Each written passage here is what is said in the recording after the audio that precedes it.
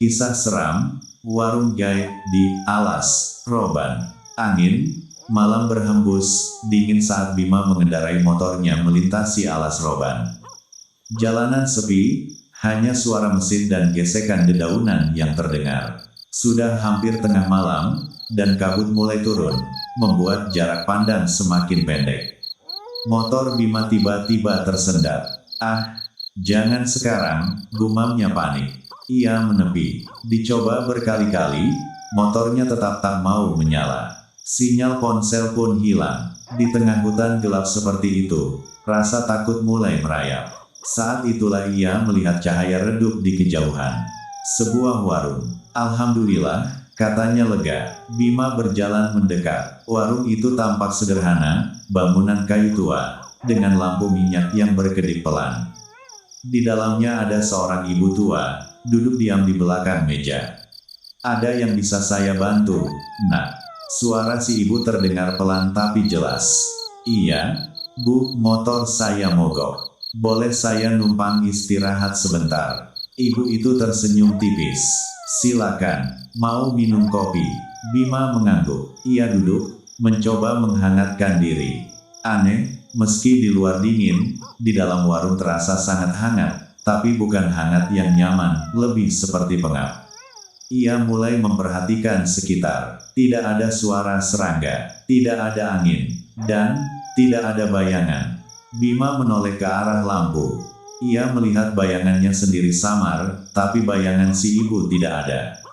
Jantungnya mulai berdegup kencang. "Bu," suaranya gemetar, "warung ini buka sampai jam berapa?" Ibu itu tidak langsung menjawab. Perlahan, ia mengangkat wajahnya.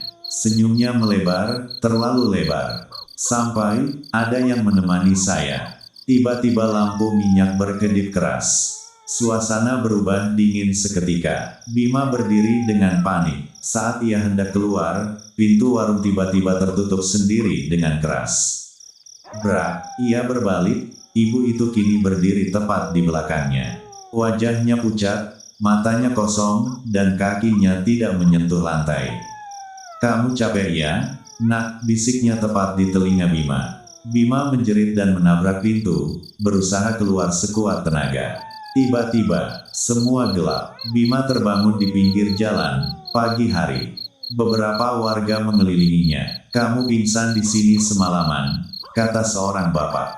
"Pak," Bima masih gemetar, "warung di sana, ibu tua." Semua warga saling pandang. "Warung?" tanya bapak itu pelan. "Di alas roban ini, sudah puluhan tahun tidak ada warung." Bima menoleh ke arah yang ia ingat. Tidak ada apa-apa, hanya hutan, dan kabut tipis yang perlahan menghilang. Sejak saat itu, beberapa pengendara yang melintas malam hari mengaku melihat cahaya redup di tengah hutan. Sebuah warung kecil, dengan seorang ibu tua, yang menunggu teman baru. Beberapa minggu setelah kejadian itu, Bima tidak bisa melupakan apa yang ia alami di alas roban. Setiap malam, ia mulai bermimpi. Dalam mimpinya, ia selalu kembali ke warung itu. Lampu minyak bergoyang pelan, dan suara si ibu, "Kamu belum bayar, Nak." Awalnya Bima mengira itu hanya trauma. Tapi sesuatu berubah ketika ia bangun suatu pagi. Di saku jaketnya, ada uang receh kuno yang bukan miliknya. Uang yang ia gunakan untuk membayar kopi di warung itu. Sejak saat itu, hidupnya mulai aneh. Motor sering mogok sendiri. Kaca rumahnya berembun dengan tulisan jari balik. Karena tidak tahan, Bima akhirnya menemui seorang orang pintar di desa dekat alas roban. Orang tua itu menatapnya lama, lalu berkata pelan, "Kamu sudah masuk, tapi belum selesai." "Maksudnya, Pak, kamu sudah jadi tamu, tapi belum diizinkan pulang sepenuhnya." Bima pucat. Warung itu bukan untuk orang hidup. Itu tempat singgah bagi mereka yang tersesat di antara dunia. Dengan gemetar, Bima bertanya, "Kalau saya tidak kembali?" Orang tua itu menghela napas. "Mereka akan menjemput." Malam berikutnya, tepat pukul 12, listrik di rumah Bima padam. Hanya satu sumber cahaya, lampu minyak. Padahal, ia tidak pernah punya lampu seperti itu. Dan di meja ruang tamu, ada cangkir kopi yang masih mengepul. Terdengar suara pintu diketuk. Tok, tok, tok. Pelan, teratur. Bima tahu, itu bukan manusia. Dengan tubuh gemetar, ia mengintip dari jendela. Di luar, kabut tebal, dan di tengahnya, samar-samar terlihat warung itu. Lebih dekat dari sebelumnya, seolah mendekat ke rumahnya. Suara si ibu terdengar lagi. Kali ini jelas, tepat di depan pintu. Nak, waktunya pulang. Pintu mulai terbuka sendiri. Sedikit demi sedikit, KRAAKK. Bima mundur, air matanya jatuh. Ia ingat kata orang tua itu. Kalau dipanggil, jangan jawab. Tapi, suara itu berubah menjadi suara ibunya sendiri. Bima, buka pintunya, nak. Tangannya gemetar di gagang pintu. Logikanya tahu itu jebakan. Tapi hatinya, itu suara ibunya. Saat tangannya hampir memutar gagang. Tiba-tiba terdengar azan subuh dari kejauhan. Seketika, semua berhenti. Lampu minyak padam, cangkir kopi menghilang, dan pintu kembali tertutup rapat. Pagi harinya, Bima langsung pergi ke alas roban. Ia ingin mengakhiri semuanya. Dengan tekad kuat, ia masuk ke dalam hutan, ke arah tempat ia melihat warung itu dulu. Kabut turun lagi, dan, seperti dipanggil, warung itu muncul, lebih jelas dari sebelumnya, menunggunya. Kali ini, Bima tidak lari. Ia masuk, ibu itu sudah duduk di sana. Tersenyum. Kamu kembali, nak. Bima duduk perlahan. Dengan suara pelan, ia berkata, saya mau pulang. Senyum si ibu perlahan hilang. Wajahnya berubah, kosong. Semua yang datang ke sini, sudah tidak punya jalan pulang. Tiba-tiba Bima mengeluarkan uang receh itu, dan melemparkannya ke meja. Saya bayar, saya tidak mau di sini. Suasana langsung berubah. Angin kencang berhembus di dalam warung. Lampu berkedip liar, ibu itu menjerit, suara yang bukan lagi suara manusia. Dan dalam sekejap, warung itu menghilang. Bima ditemukan lagi di pinggir jalan. Sendirian, tapi kali ini, di tangannya, ada bekas luka seperti genggaman. Dan di telinganya, masih terdengar bisikan pelan, kamu boleh pergi, tapi tidak sendiri. Sejak hari itu, Bima tidak pernah benar-benar sendirian. Kadang, saat ia menatap kaca, ada sosok ibu tua di belakangnya. Tersenyum, menunggu. Sejak kejadian kedua di alas roban, hidup Bima tidak pernah sama. Ia masih bisa bekerja, masih bisa berbicara dengan orang lain. Tapi, ia tidak pernah benar-benar sendiri. Karena setiap malam, tepat sebelum tidur, ia selalu mencium bau kopi. Awalnya samar, lama-lama, semakin kuat, dan suatu malam, ia terbangun. Di kamarnya, dengan satu hal yang membuat darahnya membeku. Di meja samping tempat tidur, ada cangkir kopi, masih panas. Bima tahu, ini belum selesai. Ia kembali menemui orang tua di desa. Dengan wajah pucat, ia bertanya, siapa sebenarnya ibu warung itu? Orang tua itu terdiam lama, lalu berkata pelan, dulu, sebelum jalan itu ramai, ada kecelakaan besar di alas roban. Sebuah bus jatuh ke jurang. Banyak yang meninggal, tapi tidak semua sadar bahwa mereka sudah mati. Bima menelan ludah. Lalu, warung itu bukan warung, jawabnya pelan. Itu tempat perhentian terakhir, dan, ibu, itu. Ia menatap Bima dalam-dalam. Dia bukan penunggu, dia pengumpul. Menurut cerita, ibu warung dulunya adalah seorang perempuan yang kehilangan keluarganya dalam kecelakaan itu. Ia menunggu berhari-hari di hutan, berharap keluarganya kembali. Tapi yang datang, hanya arwah-arwah tersesat. Perlahan, ia menjadi sesuatu yang lain. Sesuatu yang tidak ingin sendirian lagi. Kenapa saya? Suara Bima hampir putus. Karena kamu berhenti, jawab orang tua itu singkat. Di alas roban, yang berhenti, dianggap siap. Tinggal, Bima gemetar. Lalu, bagaimana cara lepas?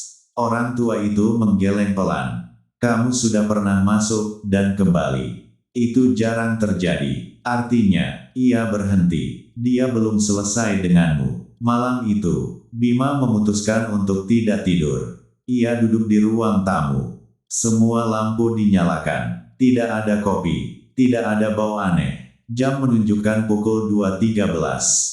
Tiba-tiba, lampu padam, satu persatu, gelap total, dan di tengah kegelapan itu, muncul cahaya kecil, lampu minyak. Warung itu, sekarang ada di dalam rumahnya. Dinding berubah jadi kayu lapuk, udara jadi pengap, dan di depannya, meja yang sama, ibu itu duduk di sana, tersenyum lebih lebar dari sebelumnya. Kali ini, kamu tidak perlu datang jauh-jauh, nak. Bima mundur, tapi tubuhnya terasa berat. Seolah lantai menahannya. Kenapa saya? Ibu itu berdiri perlahan. Kakinya tetap tidak menyentuh lantai. Karena kamu, sudah pernah pulang. Dan yang pulang, harus membawa pengganti. Bima membeku. Kepalanya dipenuhi satu pikiran mengerikan. Selama ini, ia dibiarkan hidup, untuk membawa orang lain.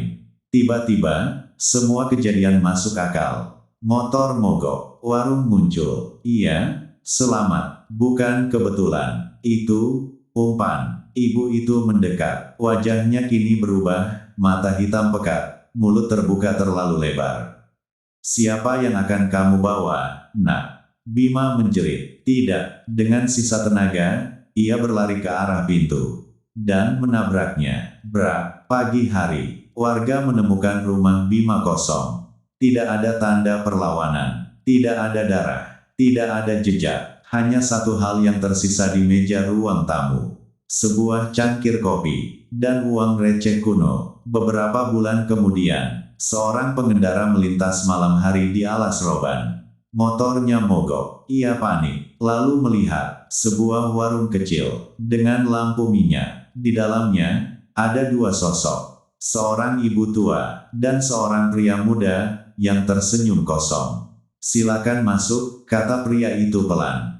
Capek ia di jalan, dan di belakangnya, ibu itu tersenyum, lebih puas dari sebelumnya, karena sekarang, dia tidak lagi sendirian. Beberapa tahun berlalu sejak hilangnya Bima di alas roban. Kasusnya tidak pernah benar-benar terpecahkan. Tidak ada mayat, tidak ada saksi, tidak ada bukti, hanya cerita. Namun, cerita itu mulai berubah menjadi pola. Polisi mencatat hal yang sama dari beberapa laporan. Pengendara berhenti karena kendaraan bermasalah. Terakhir terlihat di jalur sepi alas roban. Beberapa saksi mengaku melihat cahaya seperti warung.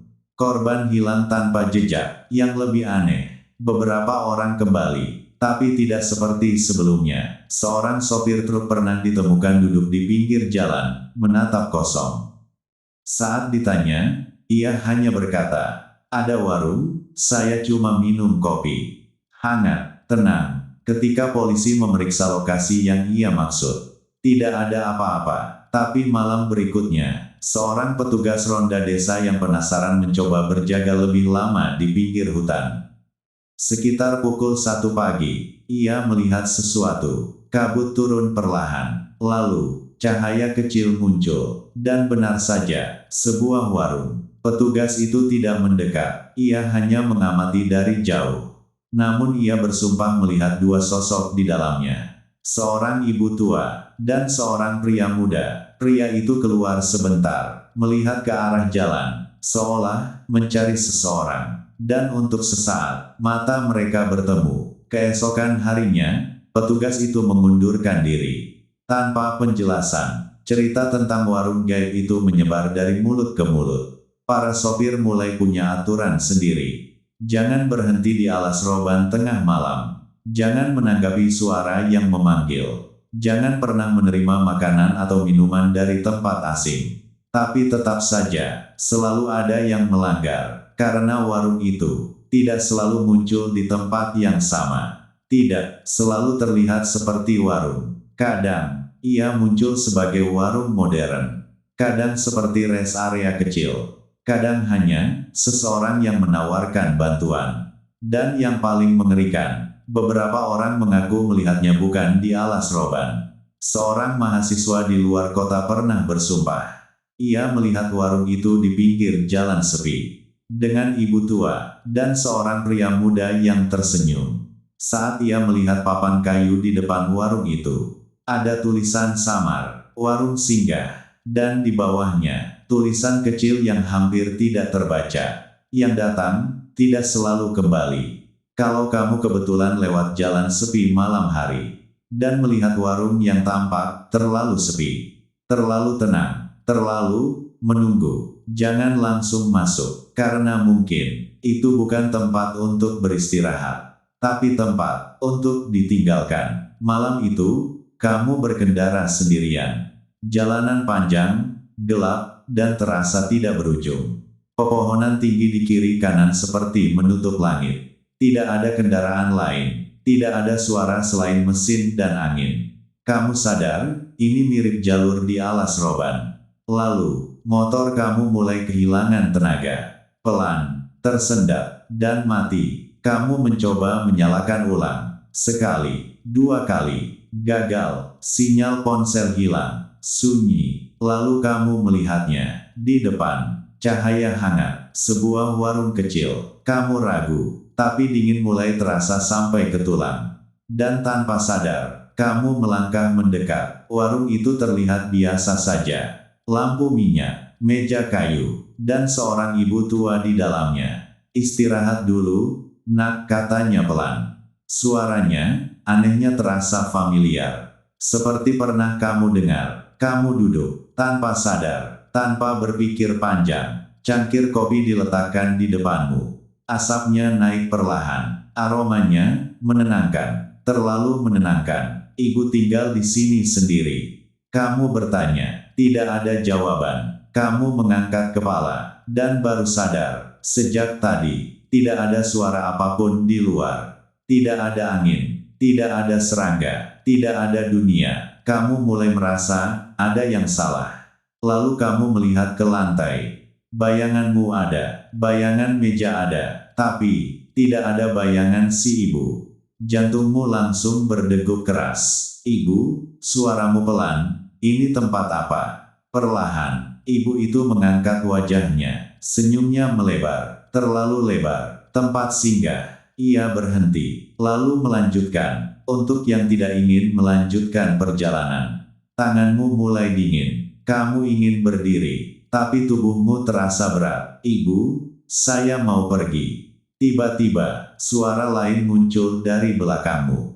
Kamu baru datang, kamu menoleh, dan di sana, ada seseorang berdiri. Seorang pria muda, wajahnya pucat, matanya kosong. Tapi yang paling mengerikan, dia tersenyum, dan kamu merasa, kamu pernah melihat wajah itu. Sangat familiar. Ia mendekat pelan. Duduk saja, nanti juga terbiasa. Dan saat dia semakin dekat, kamu akhirnya sadar, wajah itu adalah wajahmu sendiri. Versi kamu, yang sudah lama tinggal di sana. Kamu berdiri sekuat tenaga, menjatuhkan kursi, lari ke arah pintu. Tapi sebelum kamu keluar, suara ibu itu terdengar lagi. Tepat di belakang telingamu. Kalau kamu pergi, siapa yang akan tinggal? Tangan dingin menyentuh pundakmu. Dan di detik itu, kamu harus memilih, balik, atau lari. Kalau kamu yang di posisi itu, kamu bakal lari keluar atau tetap di warung itu. Tangan dingin itu masih di pundakmu. Berat, menusuk sampai ke tulang. Di depanmu, pintu warung terbuka sedikit, cukup untuk melihat gelapnya jalan di luar. Di belakangmu, ibu itu, dan kamu yang lain. Detik itu terasa lama, terlalu lama. Kalau kamu diam, kamu tahu jawabannya. Jadi kamu memilih, kamu lari. Dengan sisa tenaga, kamu menepis tangan itu dan menerjang pintu. Angin dingin langsung menghantam wajahmu. Kamu tidak menoleh, tidak berhenti, tidak peduli apapun. Di belakangmu, terdengar suara, bukan langkah, bukan manusia. Sesuatu meluncur cepat, mengejar. Kamu belum selesai. Suara ibu itu berubah. Lebih dalam, lebih berat, lebih banyak. Kamu terus berlari sampai kakimu tersandung. Jatuh, menghantam tanah keras. Gelap. Pagi hari, kamu terbangun di pinggir jalan. Sendirian, motor kamu ada di sampingmu. Normal, seolah tidak pernah rusak. Semua terasa seperti mimpi buruk, sangat nyata. Kamu berdiri pelan, melihat sekeliling. Hutan, kabut tipis, tidak ada warung. Kamu selamat, atau kamu pikir begitu. Beberapa hari pertama, semuanya normal. Sampai malam keempat, kamu bangun karena haus. Berjalan ke dapur, lampu menyala, rumah sunyi. Lalu kamu berhenti. Di meja, ada sesuatu. Cangkir, kopi, masih panas. Perlahan, tanganmu gemetar. Kamu tidak membuat itu. Tidak ada orang lain di rumah. Dan saat kamu menatap permukaan kopi itu, kamu melihat pantulan. Bukan hanya kamu, ada seseorang berdiri tepat di belakangmu. Kamu membeku, tidak berani menoleh. Dan dari belakang, suara pelan itu kembali. Nah, napasmu berhenti. Kamu memang berhasil keluar. Jeda, tapi kamu tetap membawa pulang jalan menuju ke sana. Lampu tiba-tiba mati. Gelap total. Dan dalam gelap itu, kamu mendengar suara pintu kayu tua terbuka. Perlahan, KRAAKK. Aroma kopi memenuhi ruangan. Lebih pekat dari sebelumnya. Dan suara terakhir yang kamu dengar malam itu. Sekarang, orang lain bisa menemukan kami lewat kamu. Sejak saat itu, setiap orang yang datang ke rumahmu malam hari, kadang mencium bau kopi. Kadang merasa rumahmu lebih besar dari luar. Kadang melihat bayangan yang tidak seharusnya ada. Dan suatu malam, seseorang mengetuk pintumu. Tersesat, butuh bantuan. Kamu membuka pintu. Di belakangmu, tanpa kamu sadari, sudah ada meja kayu, lampu minyak, dan 2 kursi. Satu untuk tamu, satu lagi untuk kamu. Dan saat kamu tersenyum dan berkata, "Istirahat dulu," kamu akhirnya mengerti. Kamu tidak benar-benar kabur dari alas roban. Kamu membawanya pulang.